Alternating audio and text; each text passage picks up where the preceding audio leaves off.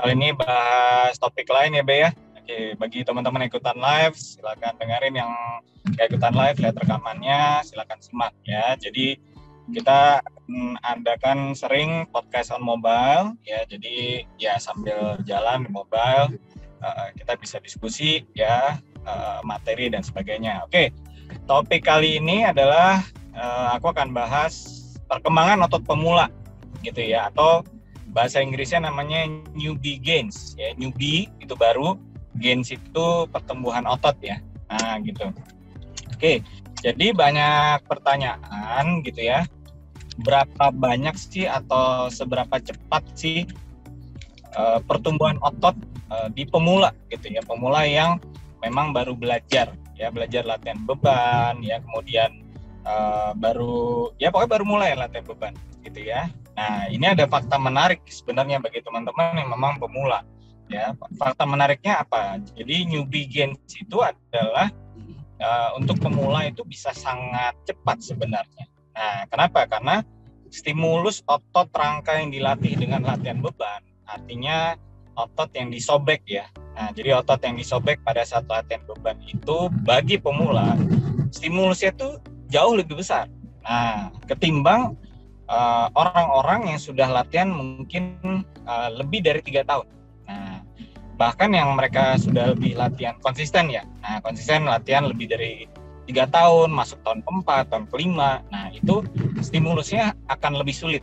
Nah, ketimbang dari teman-teman yang memang benar-benar awal baru mulai, yang nggak pernah latihan beban gitu ya, baru belajar tapi sudah rutin. Nah, jadi kembali lagi adalah kuncinya harus rutin dulu ya, konsisten dulu, tetap itu adalah kuncinya ya untuk bisa mendapatkan pertumbuhan otot yang optimal ya. Kalau kita bicara adalah optimalisasi gitu. Nah, itu aku alamin dulu gitu ya.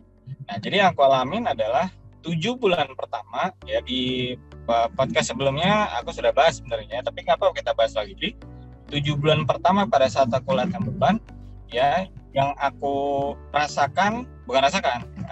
kenaikan otot ya berdasarkan mesin gym di gym ya, mesin Tanita di gym ya, itu 7,7 ya kilogram kenaikan massa otot 7 bulan pertama.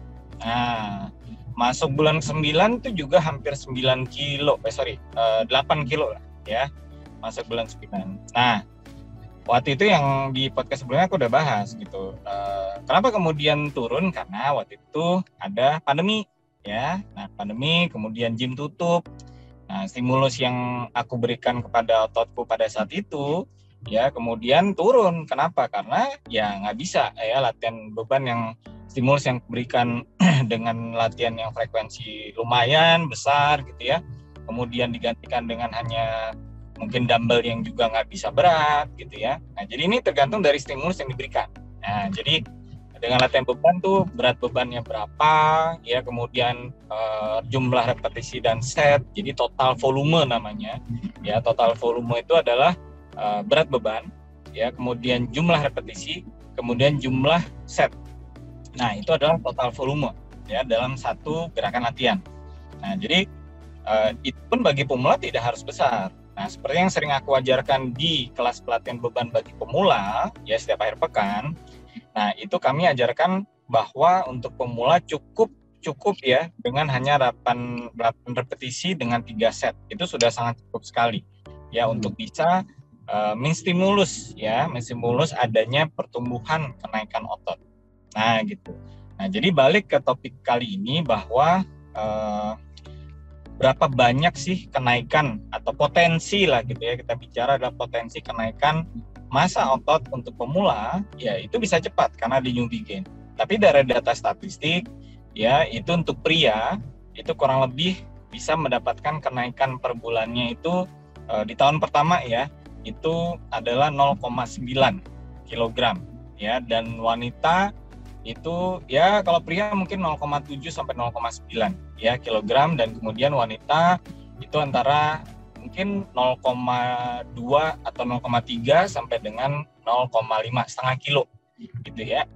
Anggap aja 0,4 deh untuk wanita. Nah, per bulan.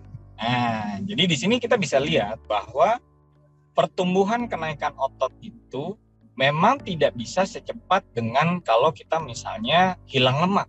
Nah, jadi bagi teman-teman yang menjalankan gaya hidup ketofastosis atau melakukan diet keto saja, atau yang bahkan mengurangi karbohidrat gitu ya.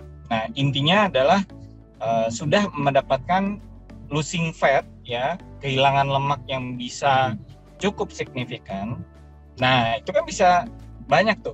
Nah, gitu ya. Nah, jadi intinya adalah yang sebulan kalau obesitasnya tinggi bisa sampai 10 kg gitu kan. Ada yang 5 kilo. Biasanya kalau seminggu pertama kalau obesitas tinggi ya, seminggu pertama turun 3 sampai 5 kilo tuh biasa hilang air dulu. Kenapa? Karena hilang air dulu itu karena karbonnya itu sudah sudah kita stop kan, atau bahkan kita kurangi sangat signifikan gitu ya. Nah, jadi makanya juga banyak pemula yang mengatakan atau menanyakan yang mempelajari KF ya, atau hanya diet keto saja, apa emang harus semuanya di stop sih gitu. Nah, itu memang tergantung dari yang pertama niatnya gitu loh. Nah, kalau bisa menyetop semuanya karbohidrat ya, itu semua lemak-lemak liposisnya bisa langsung kebuka semua gitu loh. Ya, kenapa? Karena insulinnya rendah. Nah, kalau insulin rendah, badan kita menjadi namanya burning fat. Nah, jadi bukan storing fat lagi. Nah, itulah yang membuat kenapa istilahnya pembuangan lemak besar-besaran itu terjadi. Karena kita udah stop asupan karbohidrat. Nah, intinya begitu ya. Ini bagi teman-teman yang masih pemula yang masih bingung atau mempelajari gaya hidup ketofastosis gitu ya, terutama. Nah, itu kadang-kadang sering menawar gitu ya, menawar. Aduh, aku masih suka ini nih, tahu gimana segala macam. Ya, basically sebenarnya nabati bisa, tapi kalau di KF ada namanya fase induksi, itu harus semuanya hewani dulu. Nah, gitu. Jadi hewani semua dulu. Kenapa? Karena dengan hewani itu semuanya sudah sangat rendah karbo. Gitu ya, paling bumbu-bumbuan aja. Gitu. Jadi tidak ada karbo tinggi lagi yang masuk ke badan kita, nah, sehingga kita bisa cepat sekali untuk menuju full ketosisnya atau fat adapted badan kita. Jadi badan kita menggunakan energi itu, terutama otak, itu adalah energi lemak semua. Jadi bukan lagi energi dari glukosa. Ya. Nah, jadi balik lagi ke topik bahwa intinya gimana caranya otot pemula itu bisa naik, yaitu tadi stimulus yang diberikan dengan latihan beban. Ya, memang harus konsisten. Nah, seminggu 3 kali udah sangat cukup. Ya, bagi teman-teman yang mungkin pengen geber-geberan nggak bisa gitu ya. Jadi karena semuanya harus seimbang. Ya, jadi latihan beban, kemudian harus istirahat ya, dan ada rest day. Nah, gitu. Jadi nggak bisa kalau misalnya digeber setiap hari. Ya, kita bukan atlet, kita juga nggak pakai doping ya, atau ya istilahnya steroid gitu ya. Nah, jadi kita ini natural ya, tapi aku yakinkan kepada teman-teman bahwa pertumbuhan otot dengan natural saja ya, dengan full makan hewani itu sangat bisa, karena aku sudah buktikan. Nah, jadi sekarang gimana sih untuk pemula untuk bisa konsisten dapat kenaikan otot yang diharapkan? Ya kuncinya memang konsisten gitu, itu dulu yang utamanya. Ya, jadi potensi ya, kita bicara potensi ya. Nah, gitu. Nah, jadi potensi inilah yang benar-benar kita bisa dapatkan ya pada saat kita latihan beban konsisten ya. Nah, teruntuk bagi para KF warrior ya yang punya penyakit berat ya, kami sudah ajarkan bahwa bertahap ya, tidak perlu langsung latihan beban sekarang, nggak perlu gitu ya. Nah, tapi moving itu perlu. Nah, jadi bagi yang masih obes, yang sudah turun 5 kilo segala macam, nah biasanya obes itu yang paling berat ada di lutut gitu ya teman-teman ya. Nah, terutama pemula nih, nah yang obesnya besar sekali gitu ya, yang BMI-nya pokoknya udah udah obesitas besar. Nah, biasanya punya problem di lutut. Nah, jadi cek lagi lututnya punya masalah apa enggak. Nah, kalau tidak ada masalah di lututnya, nah silakan lakukan rutinkan jalan kaki.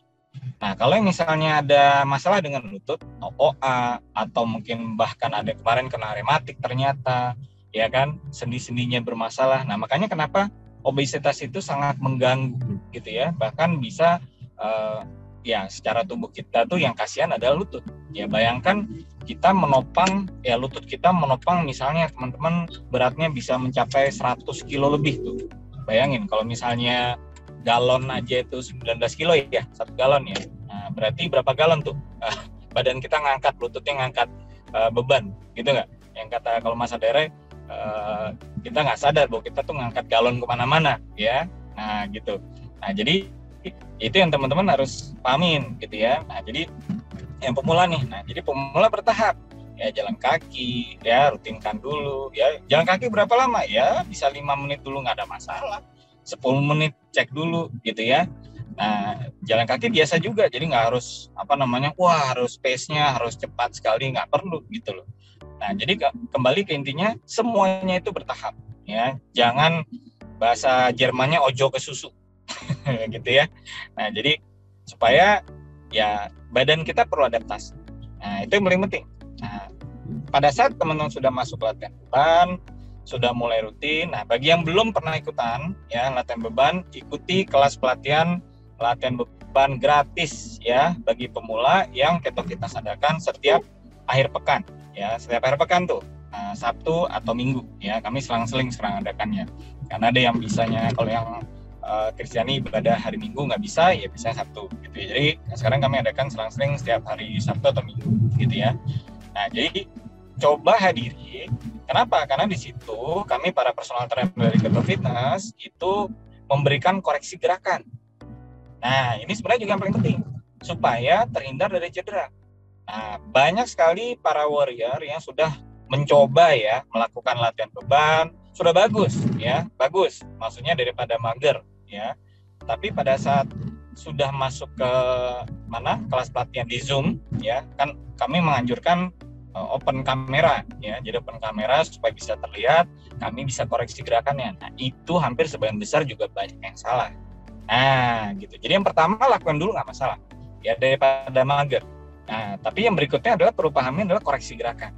Nah, ini sangat penting gitu. Kenapa? Karena kalau misalnya di tempat gym saja, ya personal trainer yang teman-teman misalnya harus bayar di tempat gym itu bisa 1,5 juta misalnya di level ruko ya. Nah, gitu ya, itu 1,5 juta setiap bulan. Nah, itu tugasnya memang mengkoreksi gerakan. Nah, gitu. Kenapa? Karena kita harus belajar dulu koreksi gerakan yang benar. Terutama adalah gerakan-gerakan yang misalnya membungkuk. Nah, banyak yang teman-teman mengalami yang pada saat obesitas gitu ya, mengalami low back pain ya. Nah, jadi low back pain kenapa? Karena salah satunya juga keberatan badan. Nah, sehingga bagian low back itu juga sangat rentan. Ini banyak sekali nih teman-teman yang obesitas. Jadi yang obesitas itu biasanya ada dua ya, di tubuh ya, maksudnya di badan secara fisik yang ada kendala itu adalah di lutut, kemudian di low back. Nah, jadi punggung bawah namanya low back. Nah, jadi low back pain apalagi sering terjadi kenapa? Karena di orang-orang yang tidak paham gerakan, contoh misalnya ngambil barang dari bawah. Nah, bagi teman-teman yang sering lihat aku latihan deadlift gitu ya. Nah, itu deadlift itu tidak harus dengan beban berat, tidak harus pakai barbel ya, pakai dumbbell pun bisa gitu ya. Pakai botol mineral pun bisa. Yang penting adalah memahami konsep gerakannya dulu. Nah, gitu. Jadi makanya kenapa teman-teman harus ikutan kelas pelatihan dari Keto Fitness itu supaya memahami dulu konsep latihannya, bentuk gerakannya. Nah, memahami ternyata otot ini yang dilatih ternyata ini. Karena ada namanya mind muscle connection. Nanti kita bahas lagi masalah mind muscle connection ya. Karena kita nggak bisa cukup satu sesi aja bahas mind muscle. Tapi mind muscle connection itu adalah bukan terbatas, maksudnya kita konsentrasi ya dengan gerakan otot yang kita latih. Nah, itu namanya mind muscle connection. Ya. Nah, jadi teman-teman balik lagi potensi. Nah, jadi namanya potensi newbie gains ya, potensi perkembangan otot pemula itu sebenarnya sangat besar. Dan aku sudah buktikan itu benar gitu ya. Nah, terus kenapa banyak orang yang kayaknya nggak nambah-nambah ya, kayaknya nggak berkembang ya, apalagi kalau misalnya mungkin BB-nya sudah normal, yang underweight mungkin, BB-nya nggak naik ya. Yang pertama adalah cek dulu konsistensinya gitu ya. Terus yang kedua adalah cek asupan refillnya. Nah, gitu ya. Jadi kalau sudah, nah ini kita kembali lagi, kalau sudah misalnya berasa refill-nya atau rasa lapar yang meningkat, nah itu adalah tanda-tanda bahwa ototnya sudah minta. Nah, jadi ototnya sudah minta nutrisi. Nah, apa yang harus diberikan nutrisinya? Ya hewani, gitu. Kenapa? Karena hewani itu sudah ada proteinnya. Nah, jadi nggak usah bingung, apa ya mesti makan apa ya segala macam gitu. Apakah harus minum susu whey gitu misalnya. Nah, itu banyak pertanyaan, nanti kita bahas masalah itu. Tapi kalau aku jawab singkatnya, utamakan hewani. Ya. Jangan minum susu whey terus-menerus, karena susu whey itu hanya protein aja. Ya mikronutrisinya nggak ada gitu ya, lemak pun juga dikit. Nah, padahal kita juga butuh lemak. Nah, gitu ya. Nah, jadi di sini yang teman-teman harus pahamin adalah sinyal lapar. Nah, sudah berulang kali aku sering sharingkan bahwa kalau kita lapar itu jangan malah kita minum VCO. Nah, gitu. Atau makan-makan yang fully fat gitu ya. Nah, contoh ya VCO, kemudian santan. Jadi memang di sini harus sedikit kita apa ya, ada tips and triknya gitu. Kita butuh lemak gitu ya, tapi lemak ini mengenyangkan. Nah, jadi gimana caranya supaya bisa beres semuanya masuk ya, target proteinnya dulu. Nah, jadi jangan terlalu waduh VCO dihajar terus, diminum terus, nah gitu ya. Nah, jadi masih banyak nih. Aku nemuin bahwa benar-benar pada saat lapar gitu ya, malah minum VCO gitu ya. Ini berapa hari yang lalu aku nemuin juga sama. Ya, jadi kalau lapar ya, nah ini yang kembali aku bilang ya. Kalau misalnya teman-teman baru belajar ya, teman-teman baru belajar latihan beban, terus merasa lapar, nggak apa-apa makan dulu. Jadi maksudnya begini, jangan gimana menjelaskannya, kita perlu fasting benar gitu ya. Nah, tapi kalau sinyal laparnya udah muncul di pagi hari, nggak apa-apa belajar makan dulu aja. Nah, nanti kalau misalnya sudah bisa belajar asupan refillnya makin banyak, segala macam, nah bisa ditambahkan fastingnya lagi. Nah, jadi bisa ngatur. Nah, yang sering terjadi adalah yang tadi, gitu, karena fokusnya adalah untuk mau fasting. Nah, rasa lapar yang sudah ada ditiban sama VCO.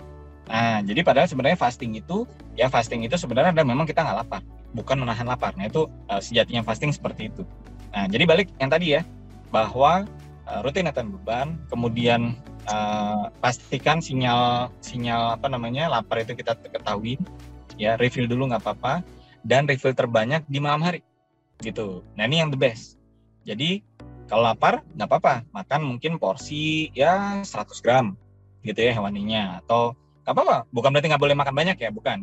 Intinya adalah jangan sampai malah makannya banyak, karena biasanya gini, banyak warrior yang baru newbie ya refill banyaknya di siang gitu ya, pada saat break fastingnya, maksudnya buka puasa break fastingnya gitu ya. Nah, siang tuh malah banyak, malamnya malah dikit. Nah, jadi sebenarnya di refill porsi yang terakhir itu di malam hari justru yang harus banyak sekali gitu. Kenapa? Karena itu bisa membuat tidur pulas, kondisinya food coma. Nah, kondisi badan kita tuh juga namanya rest and digest. Nah, itu yang penting di situ. Ya, itu jadi teman-teman masih paham itu. Nah, jadi balik lagi topik kali ini adalah newbie gains. Nah, ini jadi newbie gains ini potensi dari teman-teman untuk menaikkan masalah itu bagus. Nah, punya potensi besar. Nah, tinggal bagaimana mungkin rutinkan latihan bebannya. Nah, pertanyaan berikutnya, kok nggak naik-naik nih segala macam? Nah, kalau misalnya teman-teman sebelumnya memang sudah ada penyakit gitu ya, apapun penyakit itu, bisa juga asam amino yang kita asup dari protein ya, dari hewani itu, dia masih digunakan untuk kebutuhan yang lain di tubuh kita. Nah, bisa. Jadi asam amino kita itu bukan hanya untuk sel otot, rambut, kulit, kuku, itu semuanya butuh asam amino ya. Kemudian proses regenerasi sel-sel di dalam tubuh kita. Nah, ini yang tadi aku bilang. Jadi kalau misalnya mungkin teman-teman dulunya ada penyakit berat, apapun itu, kan kita nggak ngerti. Di dalam tubuh kita bisa saja ada sel-sel yang rusak, ya butuh perbaikan. Nah, pada saat asam amino itu masuk, ya, nah disitulah kemudian bisa terjadi perbaikan sel. Nah, asam amino itu dipakai di banyak hal dulu. Nah, termasuk namanya gluconeogenesis. Nah, jadi kalau misalnya stres kita tinggi, ya, jadi pemecahan dari asam amino itu diproses di liver, gluconeogenesis itu menjadi kebutuhan gula gitu. Nah, jadi asam amino ini kebutuhannya banyak nih gitu. Nah, terakhir baru otot. Nah, jadi otot ini adalah bagian yang dipakai oleh tubuh kita itu bagian terakhir. Nah, jadi kalau dipakai semua, gula udah pakai, kemudian pertumbuhan sel dan sebagainya udah pokoknya udah beres. Nah, otot nih baru start. Gitu. Ya memang gitu. Nah, jadi memang harus sabar. Karena kita nggak ngerti. Nah, makanya tetap konsisten latihan bebannya. Karena dengan latihan beban konsisten itu kita memberikan sinyal, ya, memberikan sinyal kita tuh loh, otot juga butuh perbaikan. Kenapa? Karena ototnya disobek, ya, gitu ya. Jadi kita balik topik ini, intinya adalah bahwa newbie gains ya, atau potensi pertumbuhan otot untuk pemula itu sebenarnya sangat besar. Nah, jadi kalau kita bahas adalah kenaikan untuk potensi ya, kita bilangnya kenaikan untuk potensi pria itu 0,9 kg per bulan, wanita anggap saja 0,4 ya sampai 0,5 kg sebulan, setengah kilo lah anggap aja. Kan itu sebenarnya nggak banyak, betul nggak? Ya itu pun kalau misalnya konsisten terus loh, kan bisa aja mungkin bolong-bolong, ya kan? Nah, jadi di sini aku menganalogikan bahwa ya dengan kita losing fatnya bisa mungkin sebulan 10 kilo gitu, aku 2 bulan bisa 18 kilo waktu itu gitu ya. Nah, kenaikan massa otot kita memang nggak bisa cepat. Nah, ini yang mau aku buktikan. Jadi kuncinya adalah teman-teman harus bersabar, teman-teman harus konsisten ya, karena memang begitu, karena otot itu harus dilatih, otot itu harus diberikan demand. Nah, kalau kita sudah berikan demand, sudah bagus, nah itu baru ya akhirnya tubuh mengetahui, ternyata nih bagus nih ini segala macam, yuk kita kasih yuk ototnya, tambahin lagi yuk, kita tambahin lagi. Nah gitu loh, makanya ada stimulus gitu. Stimulus ini yang kita harus rutinkan terus menerus. Nah gitu ya teman-teman ya. Jadi potensi intinya besar ya, cuma teman-teman kuncinya harus konsisten ya, dan tetap refill dengan cukup gitu ya. Nah anggap aja yang aku selalu ajarkan adalah paling nggak Uber kalau belum bisa makan banyak, karena pada saat kita sudah fat adapted ini ya, bagi pemula ya mungkin nanti akan berasa bahwa kayaknya makan 3 telur aja cepat kenyang ya, benar nggak gitu, makan apa cepat kenyang ya, memang gitu karena sudah fat adapted. Ternyata itu badan kita sudah memakai energi lemak sebagai lemak ini sebagai energi, body fat kita ini sebagai energi gitu loh. Nah jadi sudah kuat, jalan nggak makan pun juga kuat ya kan. Aku udah nyoba ya, misalnya aku latihan beban ya, itu fasted exercise itu sampai teman-teman gym juga bingung gitu loh. Itu lu ngangkat 200 kilo nggak makan tuh sebelumnya? Enggak, gue bilang gitu ya kan. Ya tapi kalau mereka nggak paham kan ya kita nggak bisa maksakan gitu loh. Nah trekking juga sama. Trekking itu waktu itu kita nyoba berapa ya, ke Kawah Ratu waktu itu 8 jam kalau nggak salah ya, naik turun, belum makan sampai turun lagi jam 5 kalau nggak salah, sama Mas Tio waktu itu juga, dan ada Coach Rega, ada Mas Sari, semua ya teman-teman yang waktu itu ikutan trekking Kawah Ratu. Wah seru gitu. Nah itu udah aku buktikan juga. Jadi intinya pada saat kita badan fat adapted ya, kita memang nggak berasa untuk lapar lagi. Nah tapi kalau sudah mulai latihan beban, nah nanti akan ada rasa lapar. Makanya kenapa Mas Tio menganjurkan latihan beban dalam moving ya, pilar bergerak atau olahraganya adalah karena itu ya, meningkatkan rasa lapar. Karena banyak sekali warrior yang kemudian terfokuskan adalah pengen langsing ya dengan nggak makan ya, kuat-kuatan fasting ya, water fasting bisa sampai seminggu. Nah itu juga kurang baik gitu loh. Karena konsep untuk bisa langsing itu yang penting adalah lean muscle-nya tetap ada, bahkan bisa bertambah. Lean muscle itu apa? Lean muscle itu adalah kalau kita turun BB-nya tuh yang berkurang tuh lemaknya, jangan ototnya. Paham ya? Jadi jangan lemak dan otot. Yang kalau bisa bagus adalah berkurang adalah hanya lemaknya saja. Ototnya tetap paling tidak minimal tetap, atau bahkan kalau memang kita sudah latihan, otot ini bisa bertambah. Nah gitu loh, kurang lebih kayak gitu ya. Nah gitu, jadi sesi kali ini paling nggak aku sharingkan ke teman-teman supaya potensi untuk menaikkan massa otot itu sebenarnya besar untuk newbie gitu. Beda dengan tahun, udah 3 tahun ya, berarti sekarang masuk tahun keempat. Nah untuk levelku sekarang sudah masuk tahun keempat, aku harus berpikir lagi ya, tidak seperti dulu lagi gitu loh, karena berbeda, stimulusnya harus berbeda gitu, baik itu main variasi gerakan Kalau teman-teman di awal yang seperti aku ajarkan di kelas latihan pemula, basic segala macam itu rutinkan aja loh. Itu sudah pengaruhnya besar dan sudah banyak yang membuktikannya. Jadi bukan cuma hanya teori ya yang aku omongkan ini ya. Nah, jadi sudah banyak warrior-warrior yang membuktikan ya dengan ngikutin kelas pelatihannya Keto Fitness dan rutin ya. Ada yang sudah naik BB-nya 5 kilo ya kan. Ada banyak lah. Aku nggak bisa sebut satu-satu gitu. Sangat banyak sekali. Gitu. Tapi kembali lagi semua itu bisa dicapai dengan 5 pilar itu seimbang, terutama masalah tidur gitu, terutama jangan digeber setiap hari latihannya gitu loh. Nah itu ya makanya kenapa harus ada rest day. Nanti kita bahas lagi masalah rest day ya. Kemarin aku udah bikin status kan, rest day against day. Nah jadi kalau rest day itu kita bisa mendapatkan kenaikan massa otot pada saat kita lagi nggak latihan tuh, malah justru naik massa ototnya di situ. Jadi kan kita berpikir mungkin pertama, waduh hajar terus, diajar ntar ototnya. Nah ototnya naik itu adalah pada saat memang kita nggak latihan. Jadi lucu ya, kalau kita nggak latihan malah justru naik di situ ototnya. Nah gitu. Jadi jangan digeber setiap hari intinya, gitu loh. Jadi kalau digeber setiap hari, kapan ototnya bisa berkembang? Nah itu makanya teman-teman mesti pahamin di situ. Ya, nah nggak apa-apa. Ini kan bagi yang pemula kan belajar sama kayak aku dulu gitu ya. Nah bahkan kalau dulu mungkin referensiku ya istilahnya ya nggak banyak, tapi tetap semuanya itu aku pelajarin ya, aku praktekkan semua segala macam ya, kurang lebih gitu ya teman-teman. Jadi harus tetap semangat ya, jangan kendor ya, tidur harus dicek. Jadi kalau misalnya tidur badannya bangun tidurnya nggak enak segala macam ya nggak usah latihan, nggak usah olahraga gitu loh. Tidur harus ini gitu ya. Ya gitulah. Ada pertanyaan deh?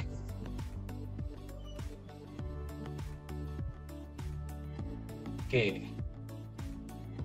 kita cek pertanyaan. Babe, monitor Be.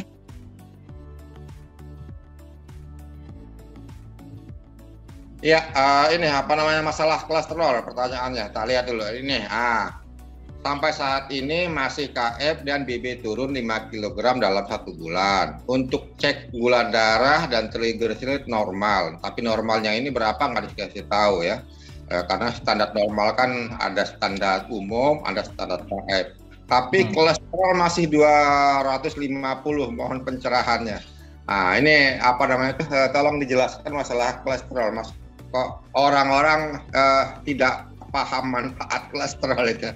Oke, Mas, silakan, Mas.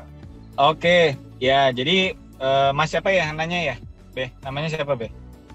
Namanya Mas Hilman. Ya, Mas Hilman ya. Oke, Mas Hilham. Oke, Mas Hilham. Oke, Mas Hilham. Jadi gini, kalau parameter di KF ya, kolesterol kita, kolesterol total kita nggak terlalu lihat. Kenapa? Karena sebenarnya kolesterol total itu di Amerika saja, kolesterol total ya, itu sudah tidak menjadi acuan yang berbahaya gitu loh kalau angkanya tinggi. Nah, kenapa? Karena kalau kita misalnya fasting pun dicek kolesterolnya naik gitu. Nah, jadi kolesterol itu bukan hanya dari asupan, tapi tubuh kita memang bisa produksi sendiri. Nah, sekarang korelasinya dengan kalau misalnya kita asupan dengan hewani, nah hewani itu kan memang ada lemaknya, Mas, gitu ya. Nah, jadi mau nggak mau nanti ada potensi, aku bicara potensi ya. Nah, jadi ada potensi memang di atas rata-rata, dan itu sebenarnya tidak usah dikhawatirkan. Jadi kalau kolesterol total bukan sebagai parameter yang berbahaya jika tinggi. Nah, supaya mungkin Mas Ilham lebih paham adalah contoh aku tahun lalu kolesterolku bisa sampai 599, Mas. Ya, kolesterol total ya, 599. Ya, di Jogja aku pernah ketemu warrior kolesterol totalnya di atas 1000. Ya, fine-fine aja. Gitu, nggak masalah. Selama memang karbonya nggak ada, gitu loh. Kenapa? Karena lemaknya tinggi, asupan lemak, jeroan, kolesterol tinggi, itu kan semua berkolesterol. Ya, kolesterolnya naik, Pak. Betul nggak? Ya kan? Nah, tapi amannya kenapa? Karena memang udah nggak ada karbo. Nah, kalau misalnya kita makan karbo tinggi, kemudian kolesterolnya tinggi juga, nah memang ada potensi bahaya di situ. Nah, jadi antara karbo dan lemak, ini kan dua-duanya sama-sama dengan tenaga nih. Nah, makanya ini kenapa banyak orang kena penyakit ya, karena kolesterol tinggi, lemaknya tinggi, karbonya juga tinggi. Dan itu biasa enak. Contoh, makan donat, enak nggak? Enak. Kenapa? Karena karbonya tinggi, lemaknya juga tinggi, gitu loh. Nah, oke, LDL tinggi, oke. Ya, LDL itu sebenarnya adalah nanti kalau misalnya Mas Ilham sudah sudah ketosis segalanya, LDL itu nanti bukan di angkanya. Jadi LDL itu ada yang berbahaya adalah yang namanya small dense. Jadi small dense itu partikel yang kecil. Jadi ada yang besar, ada yang kecil. Nah, tapi memang di cek lab itu tidak bisa kelihatan. Ada parameter khusus yang memang kalau untuk cek lab yang namanya small dense LDL. Nah, itu kalau mau tahu bisa cek, minta khusus ke laboratorium. Nah, di Prodia coba ditanyakan aja kalau memang ada Prodia, ya. Itu namanya small dense LDL. Nah, itu yang berpotensi untuk bisa menyumbat jantung. Ya, jadi kalau kolesterol total dan LDL angka ya, itu tidak membahayakan di parameter ketosis. Kalau parameter memang orang karbo bisa bahaya Mas, gitu ya. Nah, tapi sekarang parameter secara umum yang bisa dilihat adalah HDL dan trigliserid. Jadi misalnya HDL-nya tinggi ya, trigliseridnya rendah, nah itu bagus. Semua pola makan sama gitu ya. Nah, nanti kalau misalnya sudah dicek itu pasti terjadi demikian. HDL-nya akan naik ya, trigliserid akan turun. Nah, kurang lebih kayak gitu ya, Mas Ilham ya. Gak apa Mas, nanti belajar perlahan. Nanti ada videonya khusus ya, Beh. Nanti bisa di-sharingkan ya sama Beh Sidik untuk ada penjelasannya dari video dari Mas Bobby. Ya Mas William, keren banget tuh penjelasannya. Gak usah worry dengan kolesterol. Ya, gitu Mas Ilham ya. Semangat ya Mas. Oke. Ada lagi Beh? Sampai nggak ada. Mungkin teman-teman yang tergabung di ini sekarang masih ada yang mau ditanyakan, monggo silakan. Mumpung masih ada waktu, Mas ini, Coach Ebi masih ada waktu, nggak apa-apa, tanyakan, dibuka aja mic-nya. Kalau masih ada yang tanya. Oke, Be, kalau nggak ada nggak apa-apa. Nanti lanjut lagi ya di grup, teman-teman. Jadi tetap semangat. Jadi kembali ke yang tadi, kalau misalnya potensi untuk kenaikan massa otot, ya itu sebenarnya besar, tinggal konsistensi aja. Nah, konsistensi, latihan, 5 pilar semua harus seimbang, terutama tidur. Ya, jadi pertumbuhan otot itu terjadi kalau pas kita tidur dan bahkan pada memang kita nggak latihan atau rest day. Nanti di topik lain kita akan bahas ya masalah rest day. Ya, kenapa pentingnya memang nggak harus latihannya tiap hari gitu loh, gitu ya. Oke, gitu aja semua. Terima kasih. Wassalamualaikum warahmatullahi wabarakatuh. Dengan Coach Ebi di sini, selamat siang semuanya. Di Binaraga.net, kami selalu percaya bahwa setiap orang pasti bisa memiliki tubuh yang ideal dan sehat. Dengan subscribe, like, dan share video ini, Anda turut membantu membangun Indonesia sehat dan kuat. Salam jelas fitness, saya JP.